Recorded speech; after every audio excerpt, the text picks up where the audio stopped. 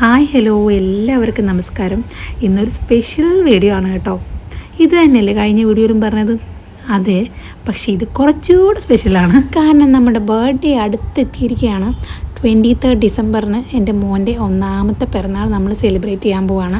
ഒരു വർഷം ഇതേ എന്ന് പറഞ്ഞ് കടന്നുപോയല്ലേ എന്നാണ് ഇപ്പോൾ എല്ലാവരും എൻ്റെ അടുത്ത് ചോദിക്കുന്നത്. പക്ഷെ ഒരു അമ്മയെ സംബന്ധിച്ചിടത്തോളം അത് അത്ര ഈസിയാണെന്ന് എനിക്ക് തോന്നുന്നില്ല. അച്ഛന്മാരൊന്നും വിട്ടുപോയതല്ല കേട്ടോ, അവരും നല്ല പോലെ കഷ്ടപ്പെട്ടിട്ടുണ്ടാവും. പക്ഷെ എന്തൊക്കെ പറഞ്ഞാലും അമ്മമാരെടുക്കുന്ന എഫേർട്ട് കുറച്ച് അധികമാണല്ലോ. എൻ്റെ ഫസ്റ്റ് പ്രഗ്നൻസി കുറച്ചുകൂടി ഒന്ന് ഈസി ആയിരുന്നു കേട്ടോ. ആഫ്റ്റർ ഡെലിവറിയാണ് ഞാൻ ശരിക്കും കഷ്ടപ്പെട്ടിരുന്നത്. ആ കഥ ഞാൻ പിന്നെ പറയാം. നമുക്ക് നമ്മുടെ മോൻ്റെ കഥ കേൾക്കാം. അതായത് എൻ്റെ സെക്കൻഡ് പ്രഗ്നൻസി സ്റ്റോറി.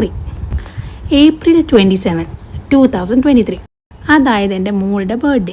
അന്ന് രാവിലെ ഞാനും എൻ്റെ ഹസ്ബൻഡിൻ്റെ അമ്മയും കൂടെ അമ്പലത്തിൽ പോകുന്ന വഴിക്കാണ് ഞാനൊന്ന് വോമിറ്റ് ചെയ്തു. അത് കഴിഞ്ഞ് ഞങ്ങൾ സൂപ്പർ മാർക്കറ്റിലൊന്ന് പോയി. അവിടെ നിന്ന് വലിയ കുഴപ്പമുണ്ടായിരുന്നില്ല. പക്ഷെ അത് കഴിഞ്ഞ് ഒരു ബുള്ളറ്റിൻ്റെ ഷോറൂം കയറി. അവിടെ നിന്ന് എനിക്ക് ഒരു നിവൃത്തി ഉണ്ടായിരുന്നില്ല. അപ്പം തന്നെ ഞങ്ങൾക്ക് എല്ലാവർക്കും ഡൗട്ട് അടിച്ചിട്ടുണ്ടായിരുന്നു കേട്ടോ. പക്ഷെ ഒന്ന് വോമിറ്റ് ചെയ്തുകൊണ്ട് ഇതാവണമെന്നില്ലല്ലോ എന്ന് വിചാരിച്ച് ഞാനത് മൈൻഡ് ആക്കിയില്ല. പിന്നെ അന്നത്തെ ദിവസം മുഴുവൻ ഞാൻ ഈ ബർത്ത്ഡേൻ്റെ കാര്യമായിട്ട് ഭയങ്കര ബിസി ആയിരുന്നു. അതുകൊണ്ട് തന്നെ ഇതിനെപ്പറ്റി ചിന്തിക്കാനുള്ള സമയമേ കിട്ടിയിട്ടുണ്ടായിരുന്നില്ല.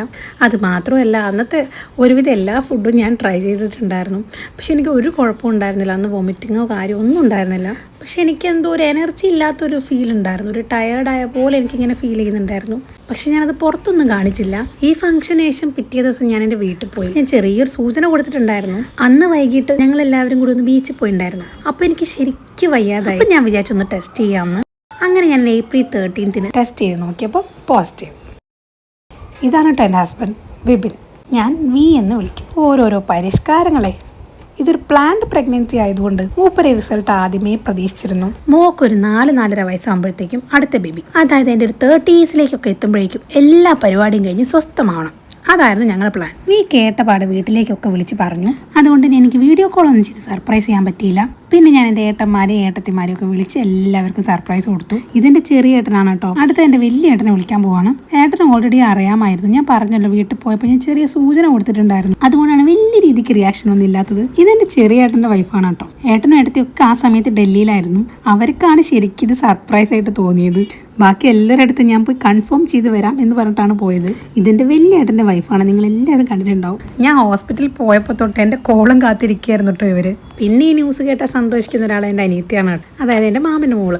അങ്ങനെ അതൊക്കെ കഴിഞ്ഞ് ഞങ്ങൾ ഫസ്റ്റ് സ്കാനിങ്ങിൻ്റെ സമയമായി. ആ റിസൾട്ട് വന്നപ്പോൾ തൊട്ട് വാവേനെ തപ്പി നടക്കലായിരുന്നു എൻ്റെ മോള്.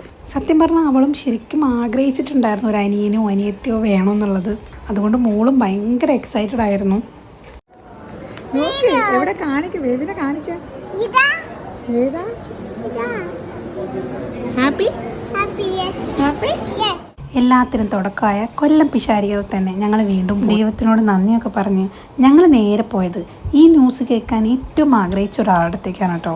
വീൻ്റെ അമ്മമ്മയുടെ അടുത്ത്. അമ്മമ്മ കാണുമ്പോൾ ഒക്കെ പറയായിരുന്നു, നിനക്ക് അടുത്തൊരു മോനുണ്ടായി, അവനെ കണ്ടിട്ട് വേണം എനിക്ക് മരിക്കാനെന്ന്. അമ്മമ്മയുടെ ആ ആഗ്രഹം ദൈവം കേട്ട പോലെ എനിക്ക് തോന്നി. ഞങ്ങളെ മോനുണ്ടായി, അവനെ കാണാനും കളിപ്പിക്കാനും ഒക്കെ അമ്മമ്മയ്ക്ക് ഭാഗ്യമുണ്ടായി. അത് കാണാനുള്ള ഭാഗ്യം ഞങ്ങൾക്കും ഉണ്ടായി. അങ്ങനെ അതിനൊക്കെ ശേഷം എൻ്റെ മോക്ക് LKG ക്ലാസ്സിൽ പോകേണ്ട സമയമായിട്ടുണ്ടായിരുന്നു. എവിടെയാ പോണ? ആരോ? ഏത് സ്കൂളിൽ?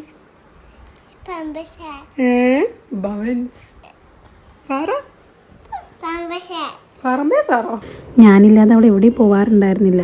ആദ്യമൊക്കെ ഭയങ്കര കരച്ചിലായിരുന്നു. അവൾ മാത്രമല്ല ഞാനും. പിന്നെ അതും ഒരു ശീലമായി.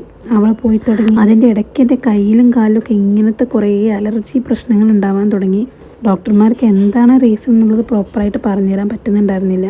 പിന്നെ ചില ഡോക്ടർമാർ ഇത് നോർമലാണെന്നും പറഞ്ഞു. പക്ഷെ എനിക്ക് രാത്രി ഉറങ്ങാനൊന്നും പറ്റുന്നുണ്ടായിരുന്നില്ല. രാത്രിയും രാവിലെയൊക്കെ ചൂടുവെള്ളത്ത് കുളിക്കും. എന്നാൽ പോലും ഇത് അധികം ആവുക എന്നല്ലാതെ കുറയുന്നേ ഉണ്ടായിരുന്നില്ല. പിന്നെ നിർത്താതെയുള്ള വോമിറ്റ്. പക്ഷെ എൻ്റെ എല്ലാ അവസ്ഥയിലും ഇങ്ങനെ കട്ടയ്ക്ക് നിൽക്കുന്ന ഒരാളെ കിട്ടി. എല്ലാത്തൊന്നും എനിക്ക് ഈസി ആയിട്ട് ഇങ്ങനെ മൂവ് ഓൺ ചെയ്യാൻ പറ്റുന്നുണ്ടായിരുന്നു. ആരുടെ ബേബി എവിടെയുള്ള? എവിടെ? അമ്മോ, ആരുന്നില്ല? ആരോ? ബേബി ബോയ് വേണോ ഗേള് വേണോ? ഗേളാണോ? ബോയ് വേണ്ട? ബോയ് ആയാ എന്ത് ചെയ്യും? ഓക്കെ, സ്നേഹിക്കോ? ആരോ ഉമ്മ വെക്കോ? പാല് കൊടുക്കോ? ഞുഞ്ഞുക്കുപ്പി മേടിച്ചെന്നാ കൊടുക്കോ?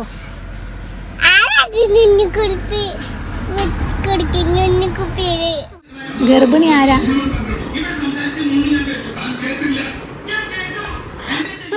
എൻ്റെ ചുറ്റും കുറേ നല്ല മനുഷ്യന്മാരുള്ളതുകൊണ്ടായിരിക്കണം എൻ്റെ പ്രഗ്നൻസി പീരീഡ് എനിക്ക് വലിയ പ്രശ്നങ്ങളൊന്നും ഉണ്ടായിരുന്നില്ല. ഏട്ടത്തിമാർ ഓരോ ഫുഡ് ഉണ്ടാക്കി കൊണ്ടുവരലും മേടിച്ചു കൊണ്ടുവരലും, പിന്നെ എനിക്കധികം ട്രാവലിംഗ് ഒന്നും പറ്റുന്നുണ്ടായിരുന്നില്ല. എവിടെ പോകുമ്പോഴും എനിക്ക് വോമിറ്റ് ചെയ്തിട്ട് എനിക്കൊരു രക്ഷയുണ്ടായിരുന്നില്ല. പക്ഷെ ആ സമയത്തൊക്കെ മോളെ ഒരു രീതിയിലും സങ്കടപ്പെടുത്താതെ എല്ലാവരും മാനേജ് ചെയ്തു. നമ്മൾ സെക്കൻഡ് ബേബി പ്ലാനിങ് ചെയ്യുമ്പോൾ നമുക്കുണ്ടാകുന്നൊരു ഫീലിംഗ് ഉണ്ടാകും, നമുക്ക് പറഞ്ഞറിയിക്കാൻ പറ്റില്ല. പ്രത്യേകിച്ച് അമ്മമാർക്ക് നമുക്ക് ഒരു കുട്ടിയാവുന്ന സമയത്ത് നമ്മൾ നമ്മുടെ എല്ലാ സ്നേഹവും എല്ലാവർക്കും കൊടുത്ത് നമ്മളങ്ങനെ പൊന്നുപോലെ കൊണ്ടു നടക്കുകയാണ്. അതിൻ്റെ ഇടയ്ക്ക് എങ്ങനെയാണ് ഒരാളോട് വന്നു കഴിഞ്ഞാൽ എന്ന് നമ്മളെ മൈൻഡിൽ എപ്പോഴും ഇങ്ങനെ ഒരു തോട്ട് ഉണ്ടാവും. മൂത്ത കുട്ടിയെ ശ്രദ്ധിക്കാൻ പറ്റാതാവോ, അതോ എൻ്റെ മൂക്കോ അല്ലെ മോന് അത് വിഷമാവോ, അങ്ങനെ ഒരുപാട് ചിന്തകൾ എൻ്റെ മൈൻഡിലൂടെ ഇങ്ങനെ പോവാറുണ്ടായിരുന്നു ദിവസവും. ഞാനത് ആലോചിച്ച് വെറുതെ ഇരുന്ന് കരയാറുണ്ടായിരുന്നു. അതൊക്കെ വെറുതെയാണെന്ന് പിന്നെ മനസ്സിലായി കേട്ടോ.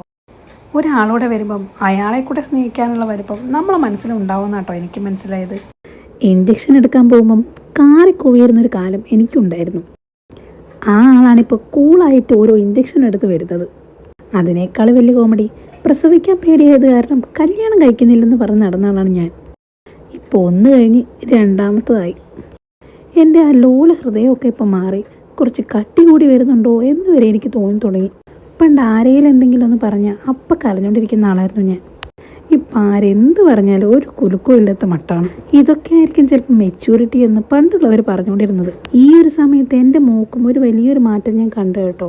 ഞാനില്ലാതെ ഒന്നും ചെയ്യാതിരുന്ന എൻ്റെ മോള് എൻ്റെ അവസ്ഥ മനസ്സിലാക്കി പല കാര്യങ്ങളും ഒറ്റയ്ക്ക് ചെയ്യാനുള്ള ശ്രമം നടത്തുന്നതായിട്ട് ഞാൻ എപ്പോഴും ശ്രദ്ധിക്കാറുണ്ടായിരുന്നു. ഒരു പരാതിയോ പരിഭവവും എൻ്റെ ആ 9 മാസത്തിൽ അവൾ പറഞ്ഞിട്ടേ ഇല്ല. അമ്മയില്ലാത്തൊരു പ്രഗ്നൻസി പീരീഡ് എനിക്ക് ചിന്തിക്കാൻ കൂടെ പറ്റാത്തതാണ്. കാരണം ഇന്നും രാവിലെ എനിക്ക് വോമിറ്റിംഗ് ആയിട്ട് ഞാൻ ബോധം കെട്ട് കിടക്കുകയായിരിക്കും. പക്ഷെ എങ്ങനെയെങ്കിലും എനിക്ക് ഇഷ്ടപ്പെട്ട എന്തെങ്കിലും ഉണ്ടാക്കി തന്ന് എന്നെ എങ്ങനെയും കഴിപ്പിച്ച് എഴുന്നേറ്റ് നിർത്തിക്കുന്നത് എൻ്റെ അമ്മയാണ്. പിന്നെ ഏട്ടത്തിമാരും ഇവിടെ ഉള്ളതുകൊണ്ട് മോളുടെ കാര്യത്തിൽ പലപ്പോഴും എനിക്ക് ടെൻഷൻ അടിക്കേണ്ടി വന്നിട്ടില്ല. ഞാൻ പോകേണ്ടിയിരുന്ന പല സ്ഥലത്തും എൻ്റെ ഏട്ടത്തിമാർ അവർക്ക് വേണ്ടി പോയിട്ടുണ്ട്. രാത്രിയായി കഴിഞ്ഞ് മോള് ഇങ്ങനെ ഉറങ്ങുന്ന സമയത്തായിരിക്കും എനിക്ക് ഓരോരോ ചിന്തകൾ മൈൻഡിൽ ഇങ്ങനെ വരിക. ചിലപ്പോൾ ആ സമയത്ത് ഹോർമോണിൻ്റെ പ്രശ്നം കൊണ്ടാണോ എന്നറിയില്ല, ഞാനിങ്ങനെ പൊട്ടിക്കരയും. എൻ്റെ ടെൻഷൻ മൊത്തം ഒരു പുതിയൊരു ആൾ വരുന്ന സമയത്ത് നമുക്ക് മോളെ ശ്രദ്ധിക്കാൻ പറ്റാണ്ടാവോ, എനിക്കത് മൈൻഡിൽ ഭയങ്കരമായിട്ടൊരു പ്രഷർ പോലെ ഉണ്ടായിരുന്നു. ചിലപ്പോൾ ആ സമയത്തായിരിക്കും ഞാൻ അതുമായിട്ട് റിലേറ്റഡ് ആയിട്ടുള്ള കുറേ റീൽസും ഷോർട്സൊക്കെ കണ്ടിട്ടുണ്ടാവുക. പിന്നെ പറയേ വേണ്ട, രാത്രി ഉറങ്ങാതെ ഇങ്ങനെ കരഞ്ഞുകൊണ്ടിരിക്കും. അതുകൊണ്ട് ഞങ്ങൾ ആദ്യമേ തീരുമാനം എടുത്തിട്ടുണ്ടായിരുന്നു, വാവ വന്നു കഴിഞ്ഞാൽ ഞാൻ വാവേൻ്റെ കാര്യങ്ങൾ ശ്രദ്ധിക്കുന്ന സമയത്ത് മോളെ കാര്യം എൻ്റെ ഹസ്ബൻഡ് നോക്കണം എന്നുള്ളൊരു കരാറിൽ ഒപ്പിട്ടതിന് ശേഷമാണ് ഞങ്ങൾ ഈ പരിപാടിയിലേക്കൊക്കെ ഇറങ്ങിയത്. അങ്ങനെ ഞാനൊരു 6 മന്ത് ആവുന്ന സമയത്ത് ഞങ്ങളുടെ ഫ്ലാറ്റ് ഞങ്ങളെ കയ്യിൽ കിട്ടി. ജസ്റ്റ് ഒരു കീ ഹാൻഡ് ഓവറിങ് മാത്രമേ നടന്നിട്ടുണ്ടായിരുന്നുള്ളൂ. ബാക്കി പരിപാടികളൊക്കെ കിടക്കുന്നുണ്ടായിരുന്നു. കാര്യമായിട്ടൊരു ഇൻറ്റീരിയർ വർക്ക്സ് ഒന്നും നടത്താനുള്ളൊരു സമയം ഞങ്ങൾക്ക് കിട്ടിയിട്ടുണ്ടായിരുന്നില്ല. വാവ വരുന്നതിന് മുന്നേ ഞങ്ങൾക്ക് ഫ്ലാറ്റിൽ കയറണം എന്നുണ്ടായിരുന്നു. അതുകൊണ്ട് പണികളൊക്കെ ഞങ്ങൾ വേഗം തുടങ്ങി. ഇതിൻ്റെ ഇടയ്ക്കാണ് എൻ്റെ മോളുടെ ഒരു ഡാൻസ് പ്രോഗ്രാം. അവൾക്ക് കളിക്കണമെന്ന് ഭയങ്കര ആഗ്രഹമായിരുന്നു. പഠിപ്പിക്കാനൊന്നും പറ്റിയൊരു അവസ്ഥയായിരുന്നില്ല. എന്നാലും അവൾ ടി വിയിലൊക്കെ നോക്കി കണ്ട് ഓരോ സ്റ്റെപ്പൊക്കെ പഠിച്ചു. അപ്പോൾ അത്രയും അവൾ ചെയ്ത സ്ഥിതിക്ക് ഞാനും എന്തെങ്കിലും ചെയ്യണ്ടേന്ന് കരുതി ഡ്രസ്സൊക്കെ വാടകയ്ക്ക് എടുത്ത് കൊടുത്തു. പിന്നെ പാട്ടൊക്കെ സെറ്റാക്കി കൊടുത്തു. ഞാനും പോയി, അവളുടെ കൂടെ പോയി. ഒട്ടും വയ്യായിരുന്നു, പക്ഷെ അതൊന്നും കണക്കിലെടുത്തില്ല. ഞാൻ പോയി അവളെ നന്നായിട്ട് എൻകറേജ് ചെയ്തു. അവൾ എന്നെ നോക്കിയിട്ടാണ് ഇപ്പോൾ കളിച്ചുകൊണ്ടിരിക്കുന്നത്. റിസൾട്ട് വന്നപ്പോൾ അവൾക്ക് 3rd പ്രൈസും ഉണ്ടായിരുന്നു. ഒരേ ടൈമിൽ സങ്കടവും സന്തോഷമൊക്കെ വന്നൊരു നിമിഷമായിരുന്നു. അങ്ങനെ ഒരുപാട് ഇമോഷൻസിലൂടെയാണ് കേട്ടോ ഞാൻ ഈ പ്രഗ്നൻസി പീരീഡ് ഫുൾ കടന്നു പോയത്. ഞാൻ എൻ്റെ പ്രഗ്നൻസി കുറേ കാലം ഹൈഡ് ചെയ്ത് വെച്ചൊരു കാര്യം. പിന്നെ ഇങ്ങനൊരു പിക്ക് ഇട്ടതിന് ശേഷമാണ് എല്ലാവരും അറിഞ്ഞത്. ഏട്ടൻ്റെ വലിയൊരു ആഗ്രഹമായിരുന്നു അങ്ങനെ ഒരു പിക്ക് എടുക്കണമെന്ന്. പിന്നെ പിക്ക് കണ്ടപ്പോൾ എനിക്ക് പോസ്റ്റ് ചെയ്യാതിരിക്കാൻ തോന്നിയില്ല. അപ്പോൾ ഞാൻ പോസ്റ്റ് ചെയ്തു.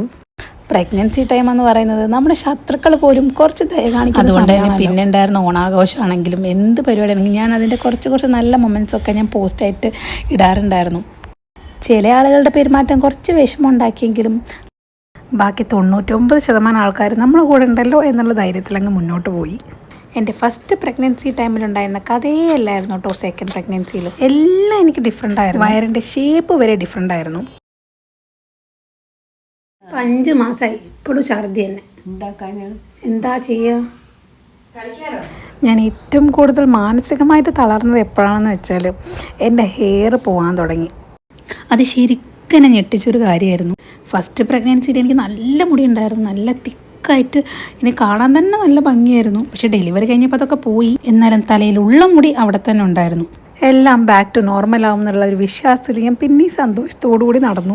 ഈ ഒരു ലഡു ഞാൻ പ്രഗ്നൻ്റ് ആണെന്നാണ് എൻ്റെ നെയ്ബർ ചേച്ചി കൊണ്ട് തന്നാണ് കേട്ടോ. ഇതൊക്കെ കാണുമ്പോൾ ഇടയ്ക്കിടയ്ക്കൊന്ന് പ്രഗ്നൻ്റ് ആയാൽ കൊള്ളാം എന്ന് തോന്നുന്നത്, ചുമ്മാ പറഞ്ഞാണേ. അങ്ങനെ ഒരു സെപ്റ്റംബർ മാസം 15-ാം തീയതി ഞങ്ങൾ ഫ്ലാറ്റിലേക്ക് താമസം മാറുകയാണ്. അതിൻ്റെ എല്ലാ കാര്യങ്ങളും ചെയ്തു തന്നത് ഞങ്ങളുടെ അച്ചമ്മയാണ്. കൺഫ്യൂഷൻ ആവണ്ട, നേരത്തെ കണ്ട ആ അമ്മമ്മ തന്നെയാണ് ഈ അച്ചമ്മ. അമ്മമ്മ എൻ്റെ ഹസ്ബൻഡിൻ്റെ അച്ചമ്മ എന്നാണ് വിളിക്കാറ്. അത് കേട്ടിട്ട് ഞാനും അങ്ങനെ തന്നെയാണ് വിളിക്കാറ്. അച്ചമ്മയെ പറ്റി എപ്പം ഞാൻ പറയാൻ തുടങ്ങിയാൽ എനിക്ക് ഒരുപാട് പറയാനുണ്ടാവും. വലിയ കാര്യമായ പരിപാടികളോ ഒന്നും ഉണ്ടായിരുന്നില്ല. ചെറുതായിട്ട് പാല് കാച്ചി ഞങ്ങളങ്ങ് കയറി താമസിച്ചു. അങ്ങനെ ഞങ്ങളുടെ ജീവിതത്തിൻ്റെ അടുത്തൊരു ഫേസ് സ്റ്റാർട്ട് ചെയ്യാൻ തുടങ്ങി. ഓരോ ദിവസവും ഓരോ ഫുഡ് കഴിക്കണമെന്ന് ഇങ്ങനെ ആഗ്രഹം വരും. പക്ഷെ അവിടെ എത്തുമ്പോൾ എനിക്ക് കഴിക്കാൻ തോന്നാറില്ല. ഞാൻ എവിടെ പോയി ഫുഡ് കഴിച്ചാലും കുറേ ഞാൻ ചീത്ത വിളിക്കും, എനിക്ക് ഇഷ്ടപ്പെട്ടില്ല, അത് എന്ത് ഫുഡാണ് അങ്ങനെ ഇങ്ങനെയെന്നൊക്കെ ചോദിച്ചിട്ട്.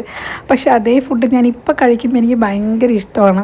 ചിലപ്പോൾ ആ സമയത്ത് ചില ഫുഡൊന്നും നമുക്ക് പിടിക്കില്ലെന്ന് പറയില്ലേ, ചിലപ്പോൾ അതുകൊണ്ടായിരിക്കണം. എത്ര ടയേർഡാണെങ്കിലും കുറച്ച് എനർജി വരുത്തി ഞാൻ ഇങ്ങനെ നടക്കാറുണ്ട് കേട്ടോ.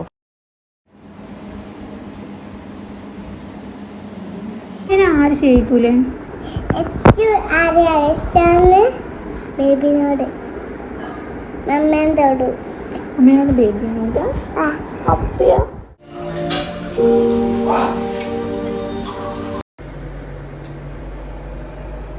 ഫസ്റ്റ് പ്രഗ്നൻസിയിൽ ഒരുവിധം എല്ലാ ജ്യൂസും എന്നെ കൊണ്ട് കുടിപ്പിച്ചിട്ടുണ്ടായിരുന്നു. അപ്പം ഞാൻ വിചാരിച്ചു സെക്കൻഡ് പ്രഗ്നൻസിയിൽ ഇനി ആരും മൈൻഡൊന്നും ചെയ്യില്ലായിരിക്കുന്നു. പക്ഷേ എന്നെ ഞെട്ടിച്ചുകൊണ്ട് പല വെറൈറ്റി ജ്യൂസുകളാണ് യൂട്യൂബിൽ നോക്കി എനിക്ക് ഉണ്ടാക്കി തന്നത്. ഇപ്രാവശ്യം മോളെയും കൂടി നോക്കേണ്ടത് കൊണ്ട് വലിയൊരു ടാസ്ക് തന്നെയായിരുന്നു. എന്തായാലും അതൊക്കെ എങ്ങനെയൊക്കെയോ മാനേജ് ചെയ്യും. അതിൻ്റെ ഇടയ്ക്ക് തന്നെ എൻ്റെ സിസ്റ്ററിൻ്റെ എൻഗേജ്മെൻറ്റ് വന്നു. കഴിഞ്ഞ പ്രാവശ്യം പ്രഗ്നൻ്റ് ആയിരിക്കുമ്പോഴാണ് എൻ്റെ ഏട്ടൻ്റെ മാരേജ്, ഇപ്രാവശ്യം എൻഗേജ്മെൻറ്റ്. അതും പറഞ്ഞ് എല്ലാവരും എന്നെ കളിയെക്കൊണ്ടിരിക്കുകയായിരുന്നു. പിന്നെ ഇപ്രാവശ്യം ഞങ്ങൾ വളകാപ്പ് ഫംഗ്ഷൻ വെച്ചിട്ടുണ്ടായിരുന്നു കേട്ടോ.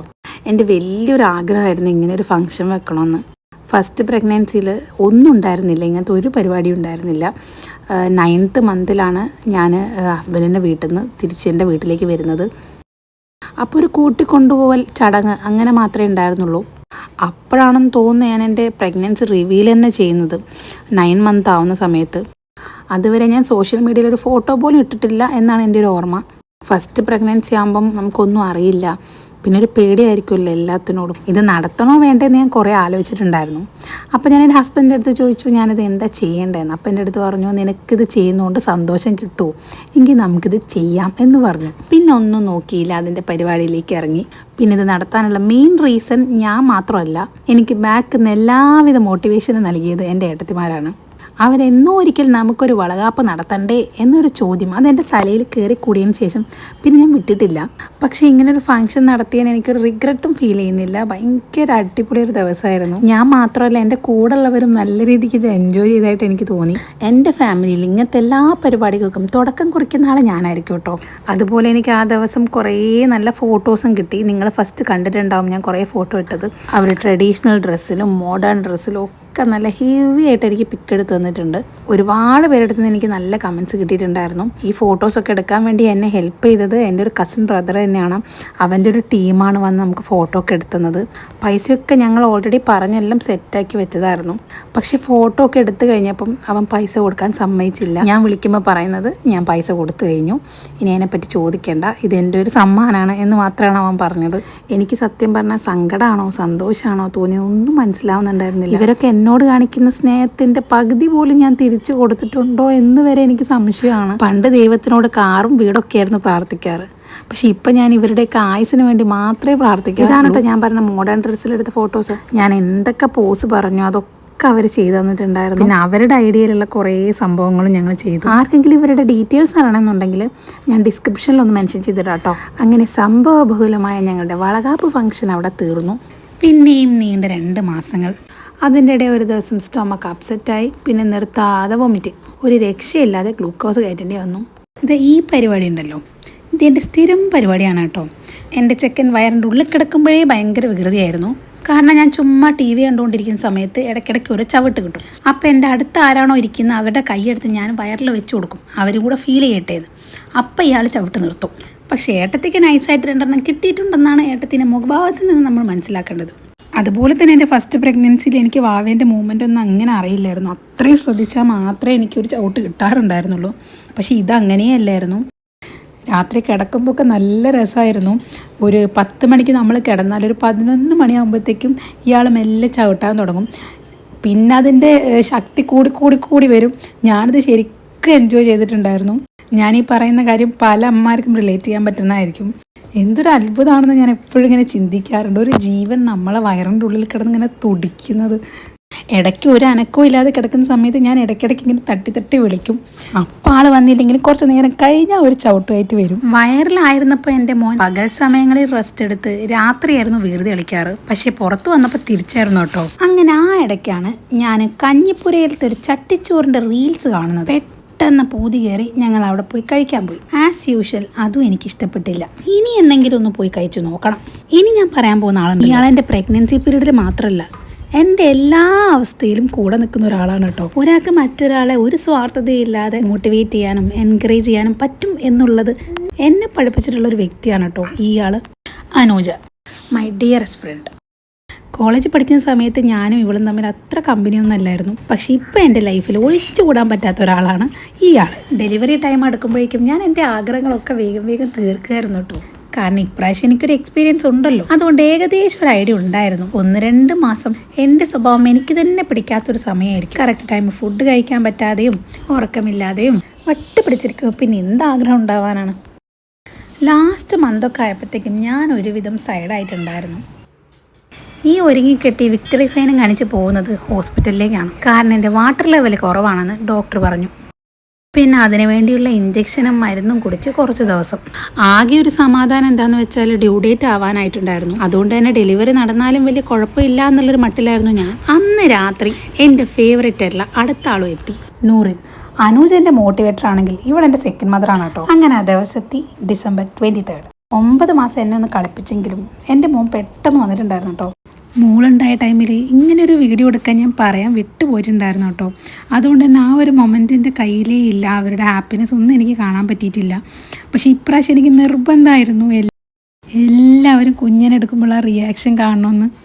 കഴിഞ്ഞ പ്രാവശ്യം എൻ്റെ ഹസ്ബൻഡിൻ്റെ കയ്യിൽ കുട്ടി എത്തുമ്പോൾ ആ ഒരു റിയാക്ഷനായിരുന്നു എനിക്ക് അറിയേണ്ടിയിരുന്നത്. ഇപ്രാവശ്യം എനിക്ക് അതിൻ്റെ കൂടെ എൻ്റെ മോളുടെ റിയാക്ഷനും കൂടി എനിക്ക് അറിയണമായിരുന്നു. അതെല്ലാവരും നല്ല വൃത്തിയിൽ എനിക്ക് എടുത്തു തന്നിട്ടുണ്ട്. അതിനെല്ലാവരോടും ഈ വീഡിയോ കൂടെ ഞാനൊരു താങ്ക്സ് പറയാണ്. അത് വേണ്ട വാവേ, ഒറ്റയ്ക്ക് പിടിക്കാൻ ആയിട്ടില്ല. വർഷങ്ങൾ ഒരുപാട് കഴിഞ്ഞ് ഒരു 10-20 വയസ്സാകുമ്പം നമ്മൾ റേയൂട്ടിന് ഈ വീഡിയോ കാണുമ്പോൾ എങ്ങനെ ഉണ്ടാവും?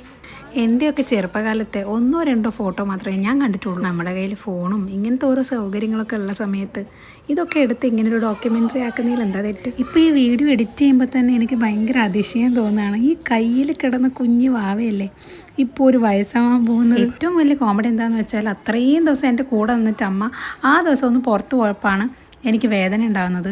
കറക്റ്റ് സമയത്ത് എൻ്റെ മാമി വന്നതുകൊണ്ട് ഞങ്ങൾ രക്ഷപ്പെട്ടു. അങ്ങനെ 2 ദിവസത്തെ ഹോസ്പിറ്റൽ വാസത്തിന് ശേഷം ഞങ്ങൾ വീട്ടിലേക്ക് പോയി, ഞങ്ങൾ രാജകുമാരനെയും കൊണ്ട്. ഇതാണ് ഞങ്ങളുടെ റയാൻ എന്ന പേരുള്ള റേയൂട്ടിൻ്റെ കഥ. അങ്ങനെ ഒരു വർഷം കഴിഞ്ഞിരിക്കുകയാണ്. 1 വയസ്സ് തികയുന്ന എൻ്റെ മോന്. നിങ്ങളുടെ എല്ലാവരുടെയും പ്രാർത്ഥനയും അനുഗ്രഹവും വേണം. കുറേ ബർത്ത്ഡേ വിശേഷങ്ങൾ നിങ്ങളുമായിട്ട് പങ്കുവെക്കാനുണ്ട്. അടുത്ത വീഡിയോ ആയിട്ട് നമുക്ക് വീണ്ടും കാണാം.